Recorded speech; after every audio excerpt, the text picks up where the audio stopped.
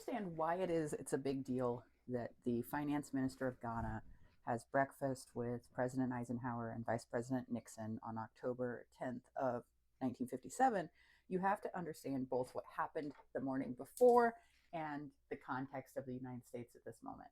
So the finance minister is this guy named Komla Gebdima, and he stops at a roadside restaurant called Howard Johnson. It's in Dover, Delaware. And he orders an orange juice for himself and an orange juice for the guy with him. And they sit down, and the server brings them paper to go cups of orange juice and says, "Here you are."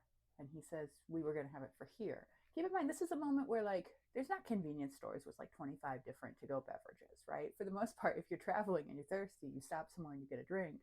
And this server is like, "No, it doesn't work like that here. You can't sit in this restaurant." 1957. Manager comes over. The manager says, "Colored people do not eat, drink in this restaurant." And he says, "Here's my ID showing that like I'm a foreign national. I'm the finance minister of Ghana." And the manager's like, "Doesn't matter." Pays for the orange juice. He leaves the undrank orange juice on the counter. He walks out. Now, the real kicker is that this guy had hosted Vice President Nixon, baby Nixon, in his home for dinner that spring. He says, "I don't understand if the vice president was able to eat at my home, why I'm not allowed to stop at a roadside restaurant and have a drink of orange juice in your country."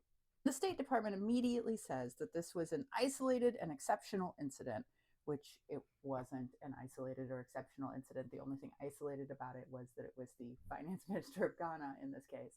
And they kind of tried to frame it publicly as like a oops, but it wasn't an oops. It was a unspoken cultural policy at that point in time still. And at the time, during the breakfast, Eisenhower reportedly said, "Little bits like this happen all the time, and you don't know when they're going to blow up." Which is basically saying this is always happening, but we don't know when it's going to become a public snafu because it's still happening. And I think the actual piece is that it took a public moment like this to even have the statements because it was just so culturally entrenched in the United States at this moment to have these kind of biases that American citizens were regularly having this experience, but it took the finance minister of Ghana having the experience for anybody to be like, "Oh, whoa, that was weird."